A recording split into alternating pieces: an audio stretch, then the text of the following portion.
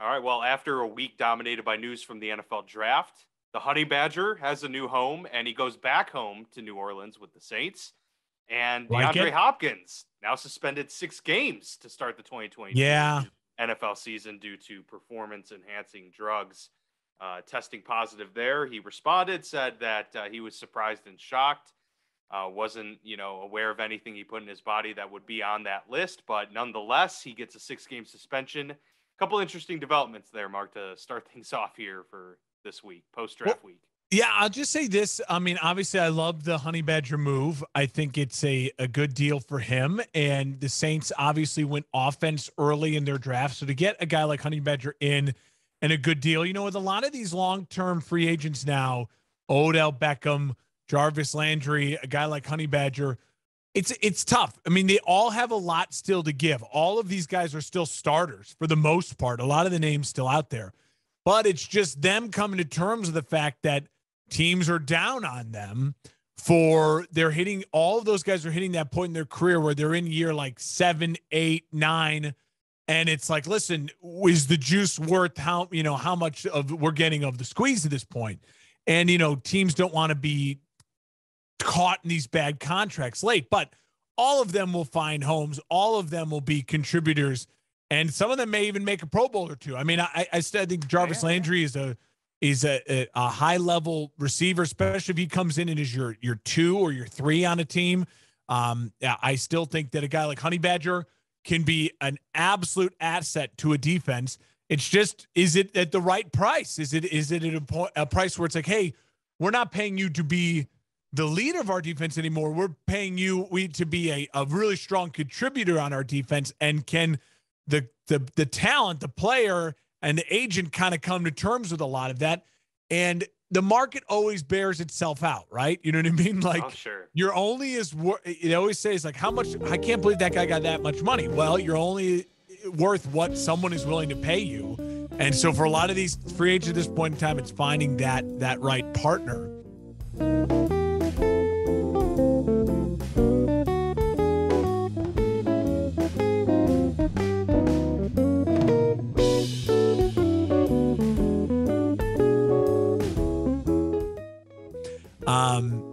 For Hopkins, though, Dan, I turn to you to kind of kick it off. Obviously shocked to hear the news immediately, because he just doesn't seem like that kind of guy. But then you had to remember, last year he was just injury plagued, and he could not get that hamstring going. It was the hamstring, right? Or was it the calf? Well, he had a variety of things, but I'm pretty sure it was the hamstring that held him out for several games towards the end of that season. And it was, as a player who's fast, but he doesn't make his living burning guys. He makes his living, running really precise routes and then being able to just go up and get balls that no one else can get. And his catch radius just being insane. I started to realize, what? Did Hopkins probably, and his trainers probably, try to find a way to do something to get him back out there in a stretch run? The test came, it was a November test, they said. So am I going to blame the guy for maybe trying to take something that would help him get out there to be a contributor for his team? It's not like it's like, oh, he's been juicing for 10 years and that's why he's cranking 500 home runs. It's a little different football versus baseball and other things like that with the performance enhancing.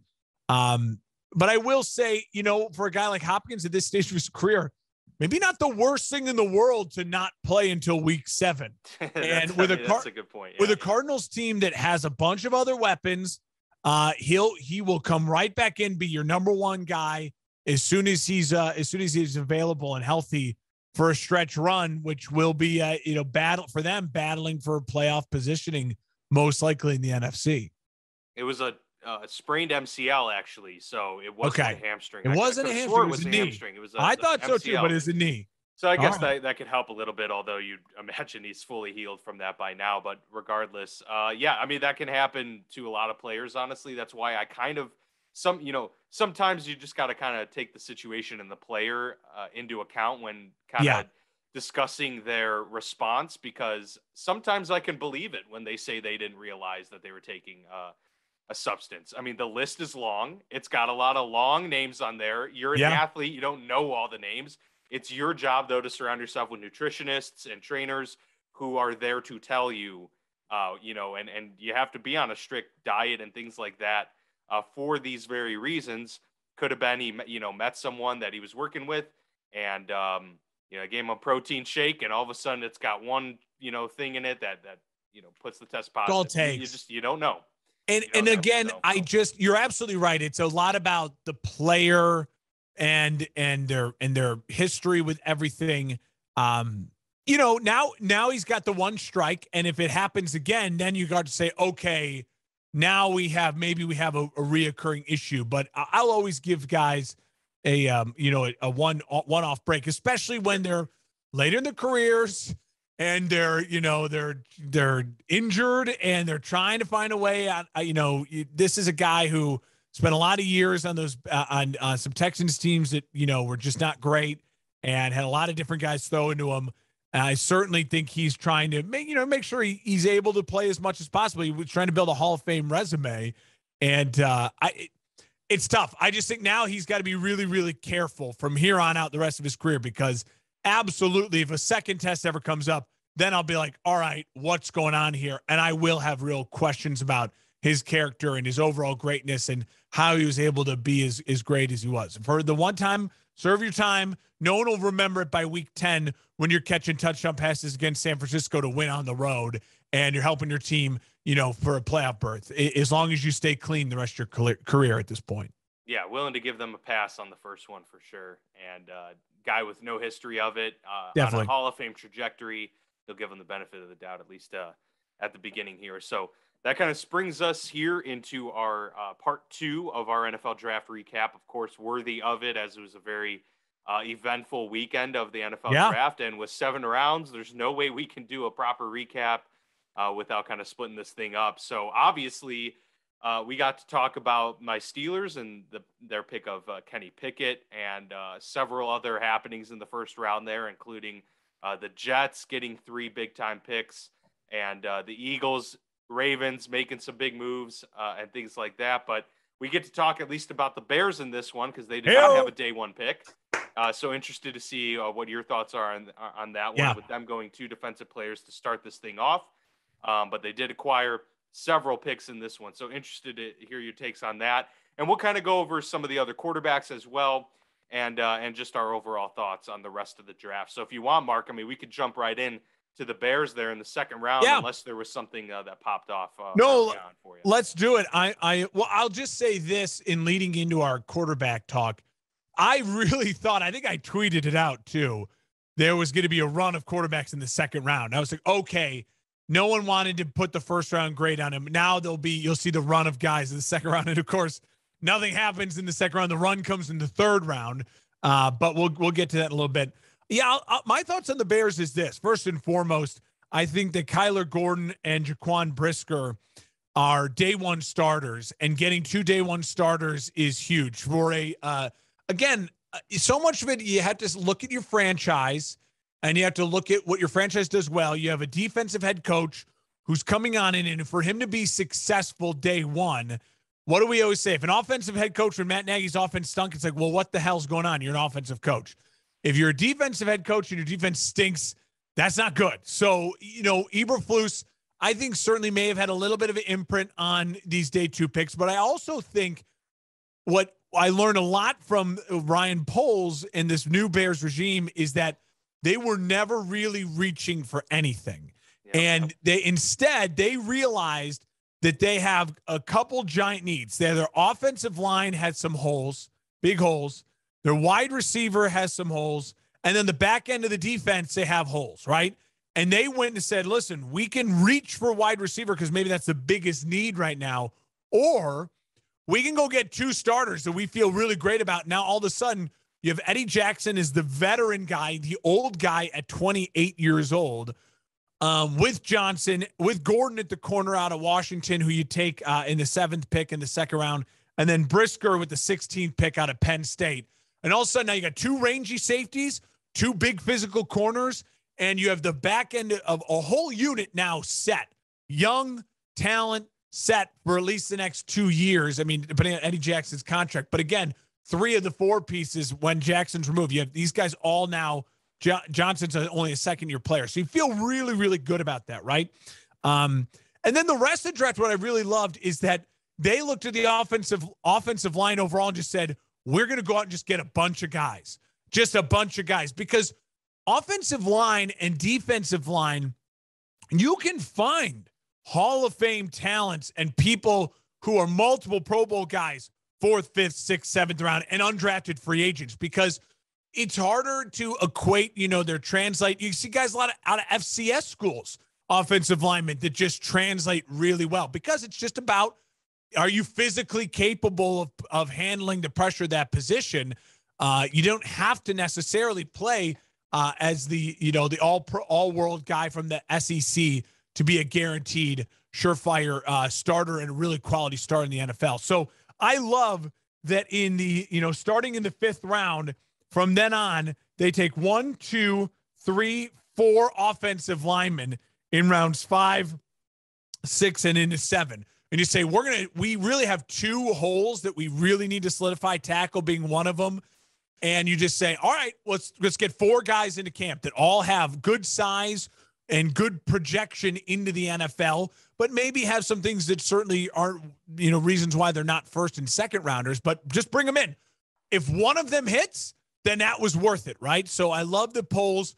He created more draft picks, and the Bears ended up taking 11 draft picks. And again, I like that. You just got to say to yourself, we got to go just bring guys into camp and see what works, see what fits, along with the fact that you're getting, to me, 2 guaranteed starters in your back end with Gordon and Brisker. And I really like Jones Jr. out of Tennessee. The more I'm reading about him, he's a guy that really can be a punt returner, kick returner. He's a guy that has a little bit of a Cordell Patterson, Deebo Samuel vibe, 6 foot, 200 and I think like 205 pounds, but could carry a little bit more weight.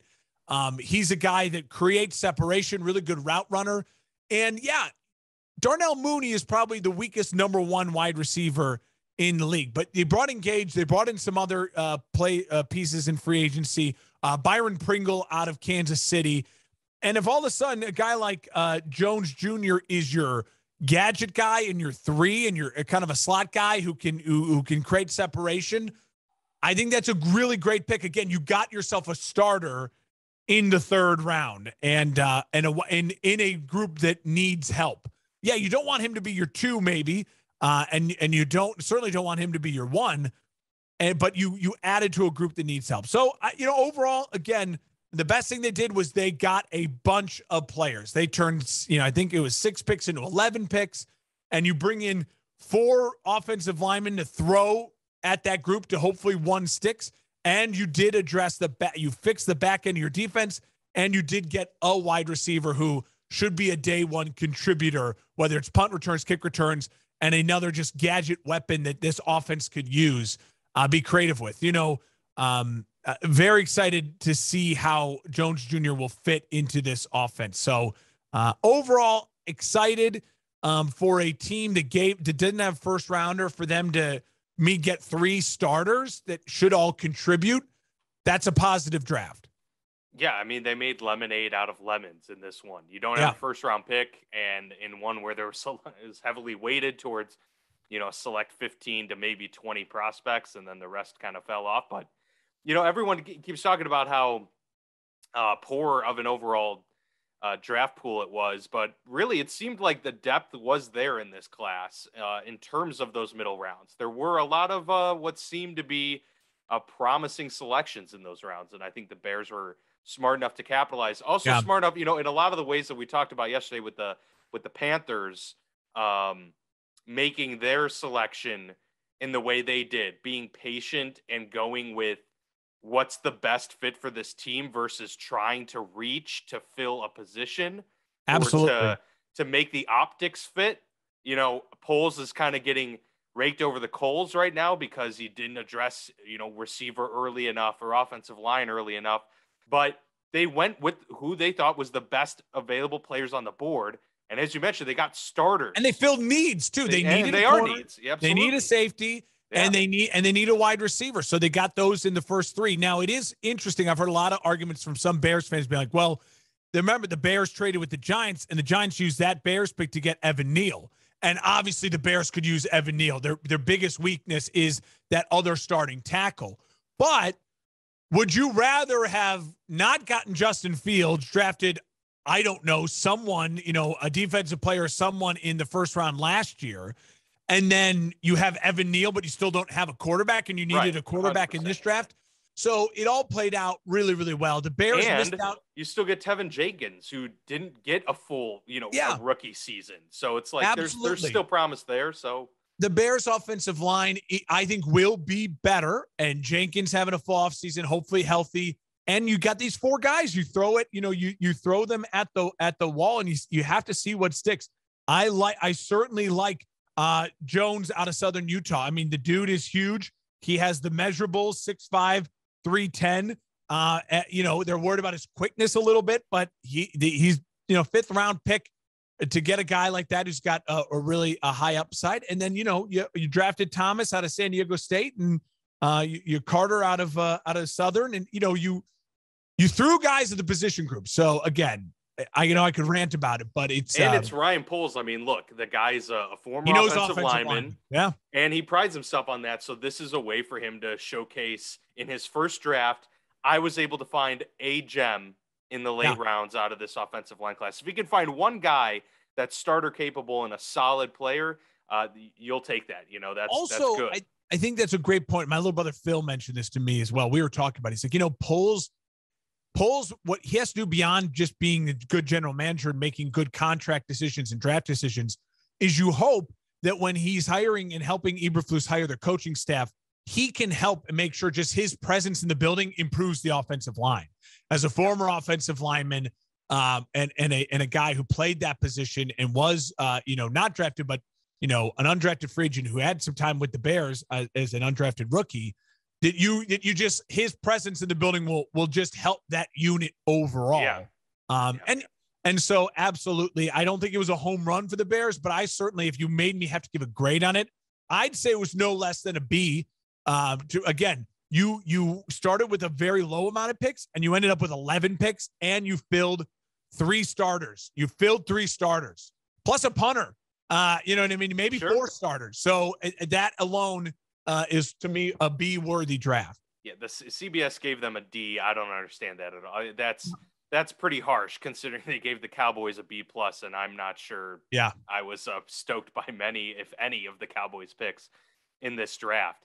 So the Bears fill not a lot of needs there. There were still a good run of wide receivers on day 2, despite there being, 7 or 9 taken in the first round or something crazy. It was, I can't remember the exact amount now off the top of my head, but a lot of wide receivers gone in the first round.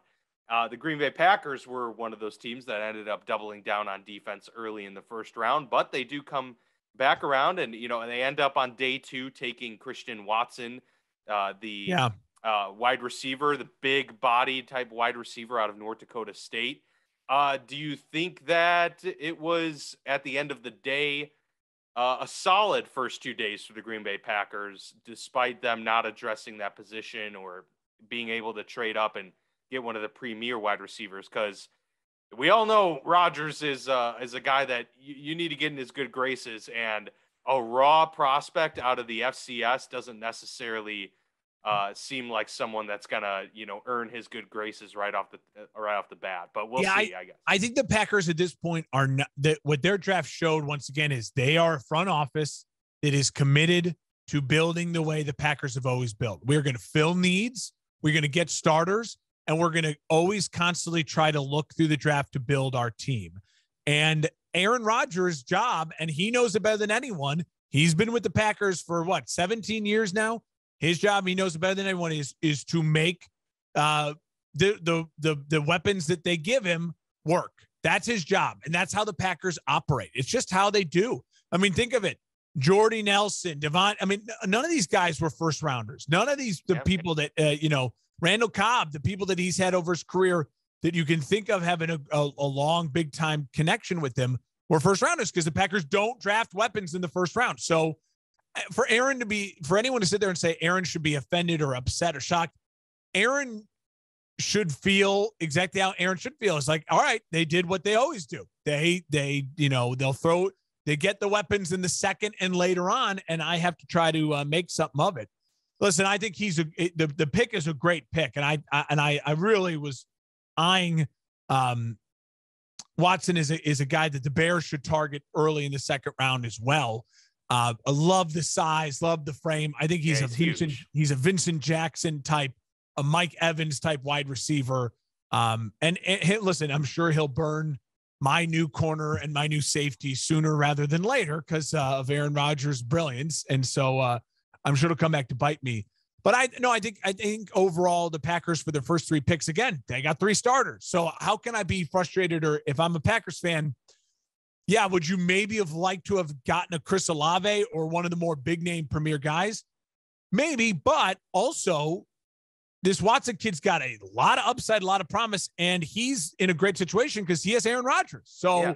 And you wouldn't have gotten 2, starters on defense if you traded, what is good for the defense is good for the Green Bay Packers is good for Aaron Rodgers. So at the end of the day, it still is helping him. It's not helping him on his unit, but it's helping him overall. If these guys are getting picks early on and making big plays, and Devontae Wyatt's flying in and getting 12 sacks in his rookie season, you don't think that that doesn't help the offense a little bit? It certainly does. So I think overall good. And good moves by them early on. As far as the rest of the second round goes, I really like the Steelers pick getting Pickens out of Georgia. I think first round talent for sure. He's a real playmaker. Again, 6'3", 195. I mean, a physical, big body wide receiver, a guy that you can hopefully develop that relationship right away with Kenny Pickett. I'll also say shout out to I think the Lions getting Paschal out of Kentucky. Again, a edge rusher. They need an edge rusher. They now have 2 of them in the building, and they're going, you know what I mean? It takes that just Dan Campbell type of player. I liked that pick a lot. Obviously we talked about it yesterday, Breece Hall for the Jets. I think when you can get the best person at their position in the second round, that's great. That always feels really good. And again, people might argue the Jets don't need a running back. I'd argue when you're a bad team, you need talent. I don't care where it's at. When you win that little amount of games, you just need talent. And then finally, I'll say I really, really loved that the Bills were able to get Cook, the running back out of Georgia, Dalvin Cook's little brother, James Cook. They run so similarly. When you watch them play, it is eerie. And if James Cook can be even just 80% of Dalvin Cook, then the Bills found their running back for the next 3 years is during this run. And that is a dangerous thing for the AFC East. Agreed. And not to mention just the sheer, dominance that he can bring, if given a chance. Obviously, a lot of these guys are, projects. They all are at some form or another, but there is upside there, and I think you got to look forward to that. I would also say the Baltimore Ravens getting David Ojabo, the guy who tore his Achilles at the Michigan Pro Day, that went viral this past offseason. Terrible. He fought really bad for the guy, but he was someone who, going into the season this past year, was projected to be a first-round pick and probably a fairly high first-round draft pick. Yeah. So for them to get a dominant safety in Kyle Hamilton, Tyler Linderbaum, and then come around in the second round with the 13th pick, not even a high pick in the second round, and get David Ojabo. And they're a team that can afford to wait a little bit. Yes, absolutely. And even if Ojabo never is 100% himself again, even if he maybe 95%, that's still a first round talent and a guy that Baltimore, is going to be in like 3 years from now. People could be like, gosh, freaking Ojabo in this defense, Baltimore. Like, it stinks of that. I absolutely agree. That was one I'm glad you brought up there as well. Also, Cameron Jurgens, the Nebraska center, in the second round to Philly, they're getting their Kelsey replacement, adding and getting him in the building to probably maybe play a little guard this year, or and just be around Kelsey. Love that, because that Jurgens is a he's a true center eventually in his career. And for him to learn from a Hall of Fame type center in Kelsey to get a year and a guy who's got a ton of upside. Love that for Philly. Is just an underrated offensive line pick. You know me, and I love my love for offensive linemen. Do you want to move on to the third round with quarterbacks? I mean, we both, I know, have a lot of thoughts. The third round is where the quarterback run started. And I was shocked that Ritter was the first one.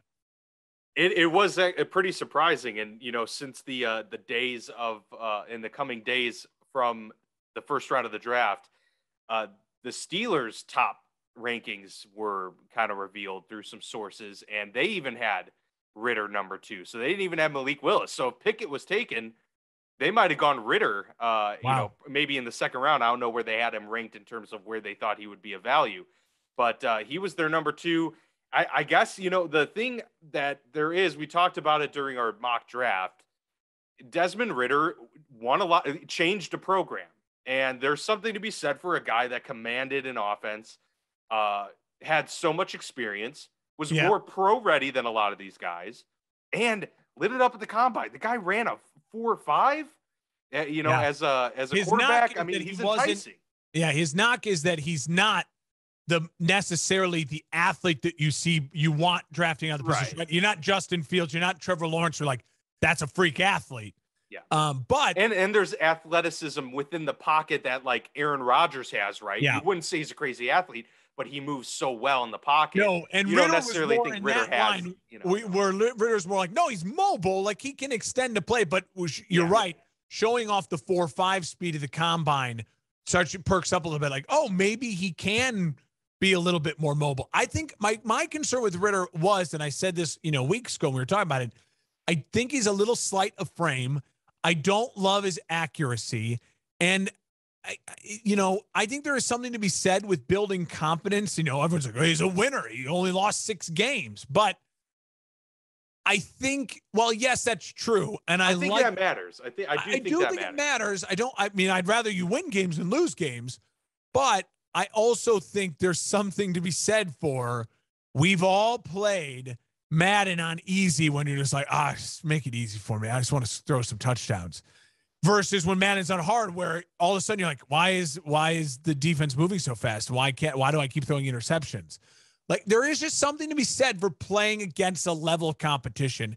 He did play well in some of the big games they did finally schedule and have, the Notre Dame game, things like that. So I'm even though he was not great against Alabama, I think getting him in the third round is perfect.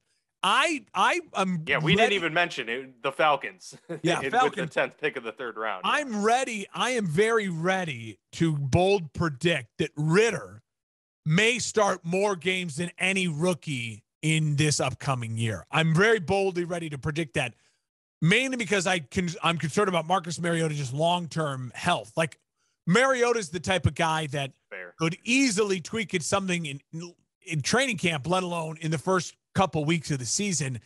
And I do think the Falcons are an organization that has so many weapons that if they are struggling and 0-3 and Mariota's been bad by week 3, that they're going to say, screw it, let's put the kid in and let's just start seeing what we have with him. If we ruin him, who cares? He was a third-round pick. You don't want to ruin your first-round pick. That's a high investment. If you ruin your third-round pick at a quarterback, we tried. He wasn't great. The leash is shorter, but if you're a third-round guy, for any of these guys we're talking about, Corral, Willis, and for Ritter, you have to be able to say to yourself, listen, they're going to throw me out quicker, but they're also so that's going to add pressure, but you also can take some pressure up by saying, listen, no one expects me to, be the guy. So if I can come in and wow them, you can have some staying power for sure. Yeah. I mean, that's a good point as well. And it took from pick 20 from Kenny Pickett all the way to pick 74 for the second quarterback to go off the board there to the Atlanta Falcons. And then it was another 12 picks after that until the next one went off. So it wasn't even necessarily a run, so to speak. But obviously, 3 quarterbacks were taken in the third round, the next being Malik Willis to the Tennessee Titans. Real quick before that, a few picks earlier, though, Nakobe Dean, a guy who we thought might have been a first-round kind of guy, goes to the Eagles. So the First round Eagles talent. scooping up quite a few draft picks here in the early going, and also picking up some draft picks as well, as they traded back a couple times there in the first round to get their picks. Again, when you are considered either the first or second best of your position, and you can get them in the third round, injuries be damned. It's worth that's all of a sudden that's worth the risk. I'm not going to hate if Nakobe Dean never pans out and the injury just demolishes his career and he just can't ever play at the level. No qualms with the Eagles taking a shot in the third round on him, because he's also the type of guy that if the shoulder works out and everything's fine, he will be a starter for 5 to 6 years, maybe even longer type of guy for you on your defense. So I love that pick. For Malik Willis, I'll pose the question to you first, Dan. Love the situation he landed in until this afternoon. Why I read a report that already Ryan Tannehill has basically come out and say, not my job to teach him how to play quarterback. Not my job to tutor him. Now that's a little bit. I think that's sounds like Ben Roethlisberger, right? It's a little tough. I don't love hearing that, but I also think I don't blame any player for feeling that way. You can be a guy's best friend and you can be a guy's and help them, but it's not Ryan Tannehill's job. Ryan Tannehill's job, because he will be the starter, is to compete for the is to compete and try to win a Super Bowl. Like, that's his job. Yeah. If along the way you help him win, and I think he will help Malik Willis out, I think that will happen. I just don't already love a little bit of that testiness. I think Malik Willis found himself in a great opportunity, because Ryan Tannehill in a year from now will be easy for the Titans to move on from. And if Malik does enough through camp, through preseason, and maybe even gets a shot to play at some point in time due to an injury or something, or a blowout win, I think he could be in a really good spot this time next year to say, no, he's competing for the starting job with Tannehill and or whoever it may be. Yeah, I don't. No one's expecting him to take that starting job away. As you mentioned, Tannehill is going to very likely be the starting quarterback for the entirety of the season, barring injury. I think he's a good quarterback, though, for Malik Willis to learn from, because he is more mobile than your average quarterback in the league. Ryan Tannehill is, and he's been through less than ideal situations. Totally. So Malik Willis kind of maybe being underrated in his mind, or someone that didn't come from a great conference in college and having the doubts about, his acumen at the NFL level. I think Ryan Tannehill can relate to some of that with him. And like you mentioned, it's a great situation. You want to go to a place with a good run game, solid offensive line, stable organization, good head coach. Absolutely. They check all those boxes. Rough weekend for Ryan Tannehill overall. He loses A.J. Brown. And his successor gets drafted in the third round. But I will say, I'm surprised that it took till pick 86 in the draft. I had him going as early as number 2 to the Lions. Yeah.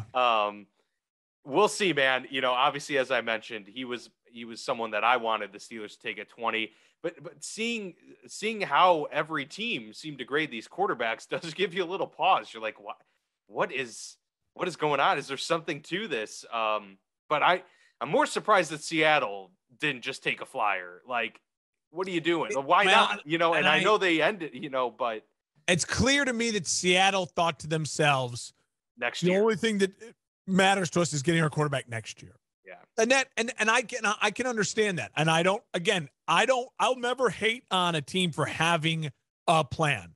And Seattle is clearly trying to execute their plan.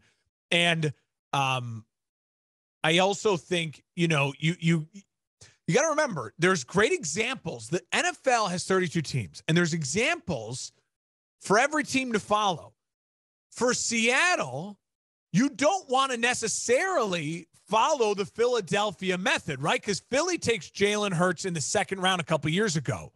And Jalen Hurts has done enough, including getting to the playoffs last year, where you say, well, we kind of got to give him another chance, right? I mean, he's not. And they don't get the first or fifth round option on Jalen, so they're going to have to pay him sooner rather than later. It's like, he's not, Joe Burrow, but he's not Zach Wilson. I mean, he's, and you're stuck in this mode where then, if If they say they draft Malik Willis in the 3rd round and he plays okay throughout the first year, go, so do we trade up to get CJ Stroud or Bryce Love? I mean, he played well. You don't want to be in that spot. But also, I think there's a lot of benefit to a team like Tennessee and to a team like Atlanta and to a team like we'll talk about now with Matt Corral and the Panthers. Getting guys in the 3rd round also takes all the pressure off because a coach like Mike Vrabel has zero of the pressure that a coach like, a very equal, level coach to him in the sense, he's won a little bit more. He got to a Super Bowl in Shanahan, but, coach of the year, Shanahan made a Super Bowl. Maybe you could argue it out. Vrabel's been to a couple AFC championship games or whatever it may be. Shanahan's got all the pressure in the world because you have a guy who is a developmental guy who you took 3rd overall and you traded a bunch to get him. And now you're still like, is he our quarterback?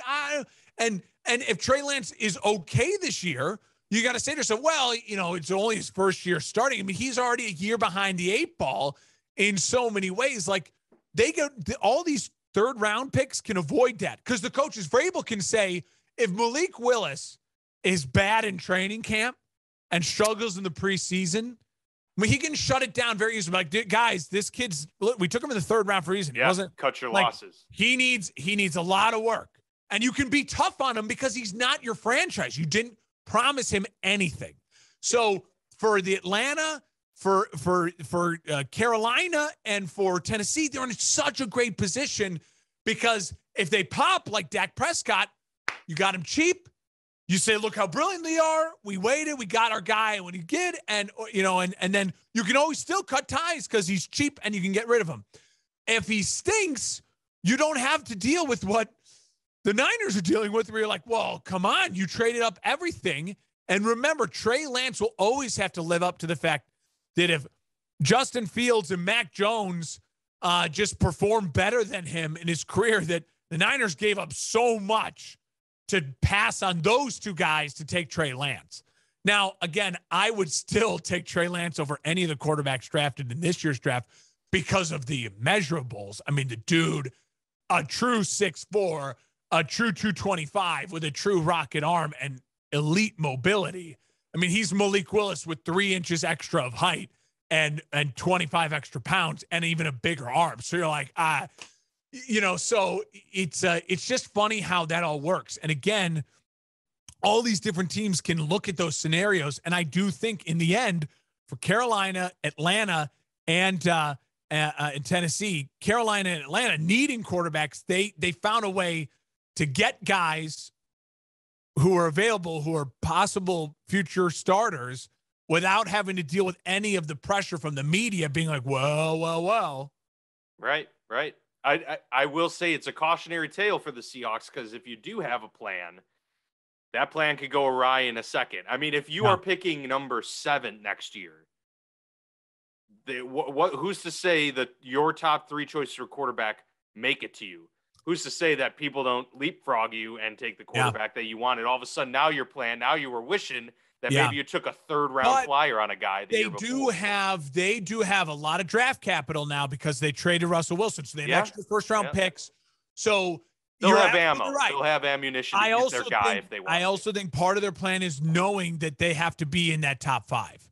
Yeah. Like they part of the Seahawks if behind closed or getting there via trade up. Yeah. And I think when you have Drew Lock with overall that defense, that offensive line, I think they're very poised to be in that division, especially they're going to go 0-6 in division. They're very poised to be in the top 5. Yeah. Although I'm sure we will see about 3 80-yard touchdown bombs from Locke to DK Metcalf at some point this year. You're absolutely because he can throw it really far. He's just not, the most accurate quarterback in the league. Yeah. You mentioned it. The 3rd and final quarterback of the 3rd round to go was Matt Corral as the Panthers traded up to get him. I like this pick too. The Panthers, after their 1st round selection, didn't have any day 2 picks and were playing a waiting game for several rounds. They trade up, they get Matt Corral. at the very least, Mark, I still think Sam Darnold's going to end up starting the year for them and playing a good number of games. But at the Yes. very least, you get a guy that's going to push Sam Darnold a little bit here. Hey, Sam, like, this isn't just your job to just, take for granted. And I'm sure he doesn't. I'm sure he wants to prove himself still. He knows the situation he's in. But it's always helpful to get some competition in the room and to get a young guy that you can lean on should things go awry. Matt Corral is almost certainly going to win the backup job, I would imagine. And they'll have options there. So I thought it was a good move. And he's a quarterback that many thought, next to Kenny Pickett, was the next most pro-ready, given the kind of system he ran, the RPO style stuff, very accurate and mobile guy. So I think he's in a good situation. And as you mentioned, there's no pressure there either. The pressure's on Sam Darnold. That's what it's on. Carolina and Atlanta in the same division are the exact same right now. You can almost plan out. We've seen these stories before. They will start the veterans unless it's just such a disastrous training camp for Mariota or Darnold and the rookies come in and look great. And they will, by week about 5, 6, something like that, they will feel enough pressure from their fan bases because they'll have only 1 or 2 wins or no wins. And the season at that point will already start to feel like it's slipping away. And every writer in town, you yourself and all those in Atlanta will be saying, we got to see what we have in the young guy because we got to start preparing or if he's going to be the guy or we got to draft the future next year. By the end of October, that's going to be the headlines. We'll be talking about it. And so it's comforting as a fan to know your season's predictable. I think the biggest difference between Atlanta and Carolina is that Atlanta's going to be fine with their head coach. I think they have faith in Arthur Smith, and they know this is going to be a rough year, maybe even a rough 2-year stretch to get this right. Carolina is not happy with their head coach, and I think that they have more of a reason to not be happy with their head coach, who's really kind of came in with so much promise and just kind of fumbled and bumbled the leadership part of being a head coach of the National Football League. And optically has just had some really bad moments. So those are the things that are going to be different is where the pressure, it mounts in a different way. And then for the Steelers and the Titans, they're in a similar situation. Titans more so are more ready-made to win now team than the Pittsburgh Steelers. Even though Steelers have a really great roster and should very much be in playoff contention, things go well. They're in a different start of battle with these rookie quarterbacks is that they have established maybe, obviously Tennessee more than Pittsburgh, but starters. And their season, I think their rookies playing will depend a lot more on injuries and where the team is at. I don't see Tennessee nosediving. I really think Tennessee will be very competitive and battling for a playoff spot or winning their division with Indy. And they have a much more favorable shot at their division than Pittsburgh. Pittsburgh's in a tough situation from Pittsburgh's quarterback ranting will rev up if Mitch is playing really bad by week 4, 5, 6, and if Mitch gets injured. Because Mitch, I hate to say it's very Andy Dalton-esque where for the Bears last year, I think the Bears were very committed to Dalton playing as long as they could. And then the injury forced the hand. And then once the hand is forced, you just can't go back. You just can't. Yeah. So, unless Kenny Pickett has such a great camp, I think that's just how it's going to go for them. And in all 4 situations, they're kind of good situations. Like all the 4 teams that drafted the 4 first quarterbacks, I feel like if you're a fan of all those teams, you can convince yourself we're in a pretty good spot. The only thing that'll be weird is if Carolina or Atlanta are in that spot where the rookies play well enough at Davis Mills or better to be like, crap, do we roll with him again? Or do we take Bryce Love? Or do we take CJ Stroud? You know what I mean? That's what's going to be tough. Yeah, you don't want to be in quarterback like purgatory, essentially, in those types of situations because these guys do get paid and they get paid a handsome price. What I will say about Carolina, too, and I don't mean to jump on the Matt Rule defending train here, but man, he has had some raw deals as well to start this thing off. I mean, yes, he had faith in Sam Darnold, but Sam Darnold had really struggled. Christian McCaffrey has not been healthy with a Matt Rule-led team. The best player on your team has not been available to him for 2 years. Yeah. Their defense has improved over the years. And in terms of them in Atlanta, they have more pressure because they have a better roster. Yeah. I mean, they have weapons. They have a really solid defense. So, yeah, I mean, they certainly have pressure there. But the quarterback situations are something very much looking forward to keeping tabs on. What a great point you just made. I want to put one little extra button on this. I think that's so important. Matt Rule is very much he feels he's in the Matt Nagy situation. He is this year's Matt Nagy going into it.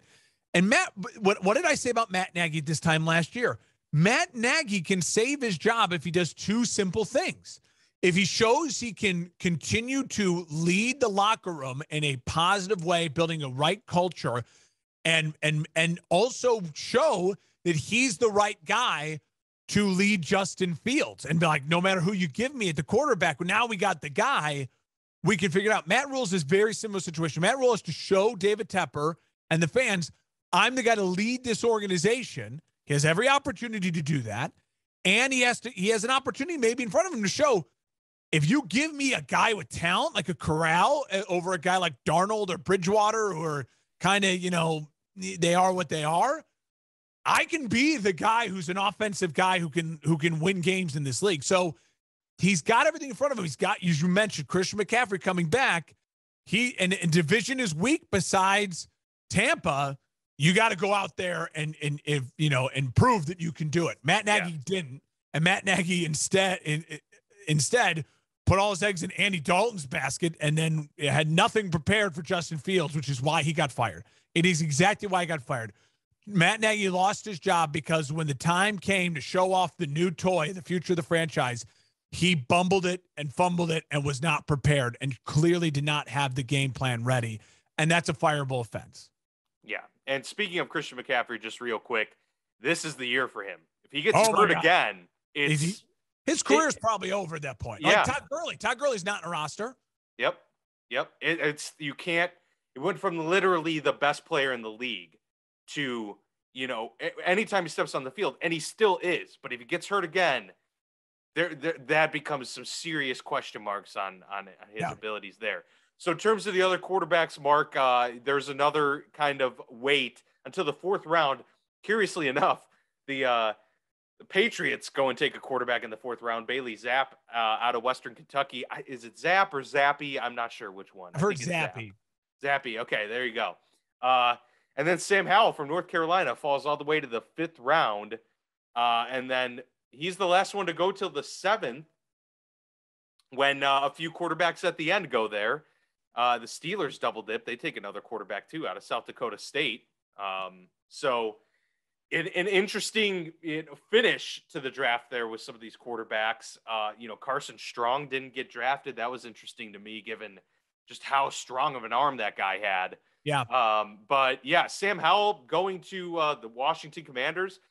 Look, I mean, if you're the Commanders at that point, I don't see anything wrong with it. The first pick of the fifth round, these are guys that you're just hoping somehow pan out. To get Sam Howell, who, for all of his faults, definitely has some solid mobility and has some pretty good accuracy to his resume there. It's a good flyer there. I mean, obviously Carson Wentz, you hope he pans out, but you can't really bank on that. So for them to get him, that was smart. The Zappy pick, a little curious to me, given that you have a rookie quarterback. You don't necessarily want to fill your rooms with a bunch of young quarterbacks, but then again, Patriots do need depth. And some guys, you just need a camp arm too at a certain point. So I don't think it's a camp arm. I think the Steelers, no, I don't think so either. But I'm just saying, like, I think the Steelers and the Patriots picks. I think the Patriots. It was a little strange they picked it as early as they did. Fourth rounder. I still think you can find starters in the fourth round if you're smart about it. So, but I think the Patriots and the Steelers have been organizations historically have always really valued the backup quarterback position, and the Steelers pick to me sends the message to Mason Rudolph. You know what I mean? Absolutely. Of just like, listen, your time here could very well be coming to an end very quickly. And we're going to bring in more arms to say, the behind, that third spot is completely open for competition. And if you like the guy and you just want to make, the Steelers obviously spent a lot of time looking at all the quarterback films. So they found a guy that they must have also liked and said, you know what, we just want him on our roster in our camp, maybe as our, even as our, scout team quarterback, whatever it may be. Those are valuable positions to an NFL team. For the Patriots, again, I think they value the quarterback room. And Bill Belichick, what does he do better than anyone else? He lets guys put on a show in preseason, and then he trades them for second-round picks. So I think Very Belichick true. Sees the value in that, but also I think it's a little bit of a, hey, Mac Jones, like, we're going to draft quarterbacks. We value the quarterback position, and it's a position group, not necessarily just a guaranteed, your job. You haven't earned anything yet. And I think for Sam Howell, great pick for the Commanders to get the Sam Howell pick, because he is a guy that has a lot of raw talent. And if things go completely bad with Carson Wentz by week 4 or 5 and he is a disaster, then at least your season is, hey, we got a young guy, throw him in there. And NFL fan bases, I know as a Bears fan, we can survive a season with, throw the young guy in there. Like that is enough to get us through a season. So don't underestimate the power of just having a young guy if things go really bad. Yeah, that is very true. There is something to be said for that. Wentz is very injury prone. And so I mean, he's almost sure to not play the full 17 game. Yeah. So yeah, that certainly can't hurt. And Ron Rivera, a really good veteran coach, stabilizing force, not the worst coach to go to if you're a young quarterback to develop there. Any other comments from the draft, Mark, other than that? I mean, we pretty much covered a lot of the nuts and bolts of this thing. Yeah, so. No, it's again, it's one of those things. The NFL draft is such a great milestone marker in getting ready for the next season. To me, it's the beginning, free agency, and then the draft. Now we can start really projecting the 2022-2023 NFL season. And in just about a little over a month here, we're going to start getting the rookie camps will be well underway. You'll have, we'll be veterans getting ready to report as July will be upon us. It's going to be here sooner than we know it. Yeah, absolutely. And, there were the 5th-year options just got either picked up or declined. A lot of them were declined, including Devin Bush for the Steelers yesterday. So, yeah, there's always something, right? I mean, it's like the draft ended. Oh, all right. Well, we have the 5th-year option deadline. Oh, and then we've got rookie mini camp and OTAs and all that fun stuff. So the calendar never ceases to go quite stale with the NFL. That's for sure. So we'll keep an eye on all of those events, and we still have free agents. So. Yep. We'll definitely be looking forward to talking more about that. But other than that, that will do it for the draft recap. This was a fun one. We got the 2-parter there, so be sure to check it out on YouTube. As always, subscribe there. That really helps us out with the algorithm getting out there. And of course, anywhere you listen to podcasts, where you're listening now, keep up with us, and we'll be sticking with it through the rest of the summer. So looking forward to it.